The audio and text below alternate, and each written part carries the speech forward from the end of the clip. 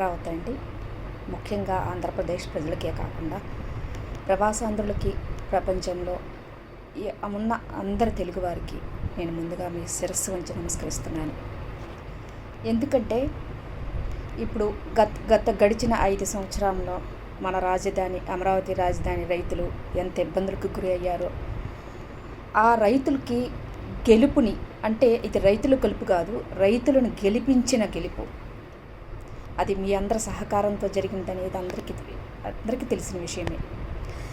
రైతుల గెలుపుకే కాకుండా ఆంధ్రప్రదేశ్ సర్వతోముఖాభివృద్ధి కోసం, భావితరాల భవిష్యత్తు కోసం, వ్యవస్థను కాపాడుకునే దిశలో ఆంధ్రప్రదేశ్ ప్రజలే కాకుండా దేశ విదేశాల్లో ఉన్న తెలుగువారు అందరూ, ప్రతి ఒక్కరూ ఈ విజయానికి కారకులైనారు. అందుకు ప్రతి ఒక్కరికి మేము మా అమరావతి జేఏసీ తరపున ప్రతి ఒక్కరికి మేము మా శిరస్సు వంచి పాదాభివందనం చేస్తున్నాం. ఎందుకంటే రైతే రాజు, రైతు లేనిదే రాజ్యం లేదు.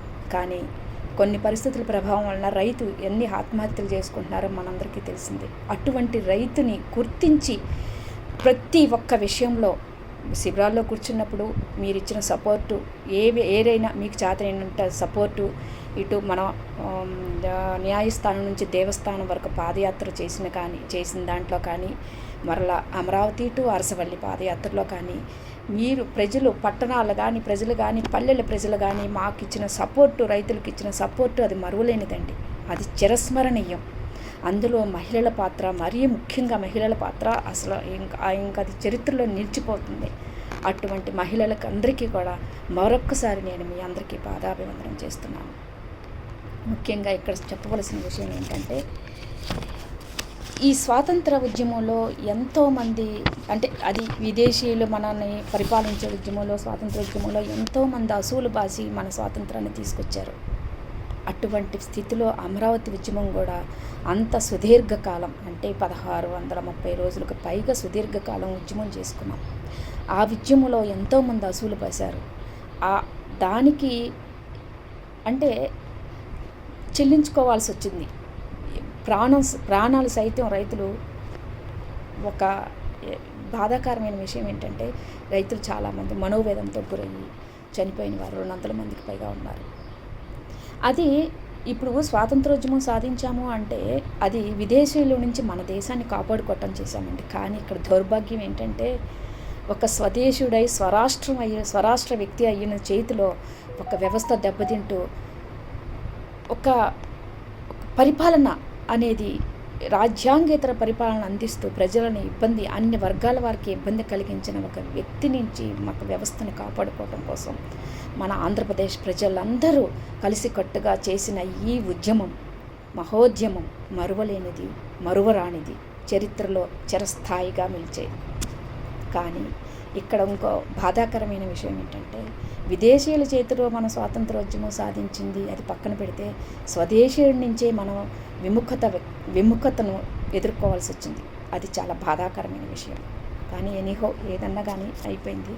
కాకపోతే ఇప్పుడు ఒక సమర్థవంతమైన నాయకుడిని, మనకి వ్యవస్థ ముఖ్యం. ఆ వ్యవస్థను ఒక గాడిన పెట్టుకోవడానికి ఒక సమర్థమైన నాయకత్వాన్ని మనం ఎన్నుకున్నాము.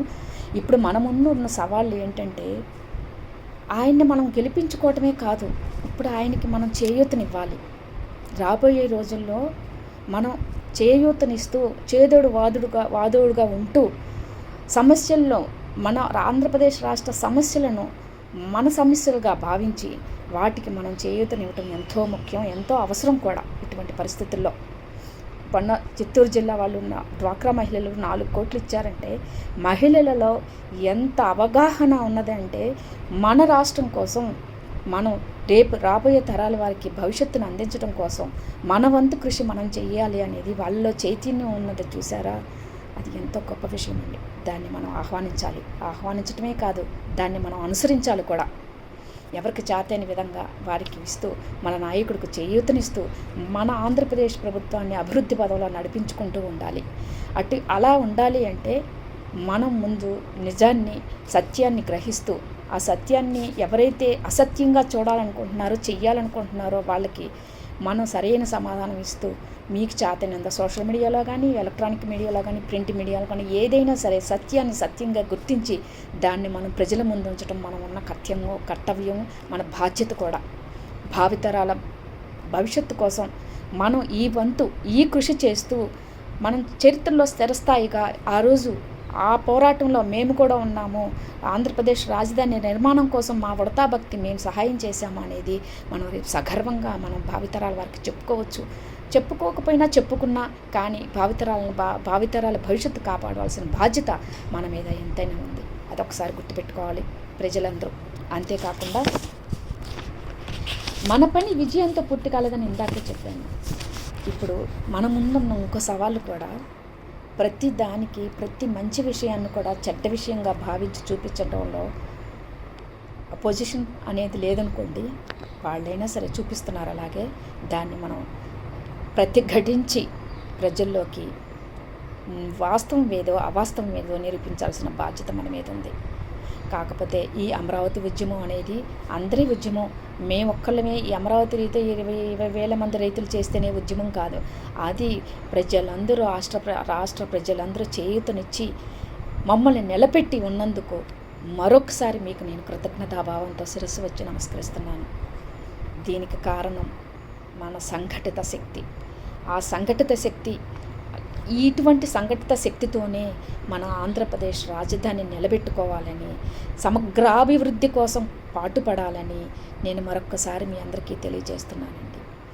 ఏదో మనకు చేతైన విధంగా, అందరూ అన్నీ చేయలేరు, మనకు చేతైన విధంగా మన నాయకుడికి చేయూతనివ్వాలని కోరుకుంటూ ఆంధ్రప్రదేశ్ ప్రజలందరికీ నేను ఈ మీ వీడియో ముఖంగా తెలియజేస్తున్నాను.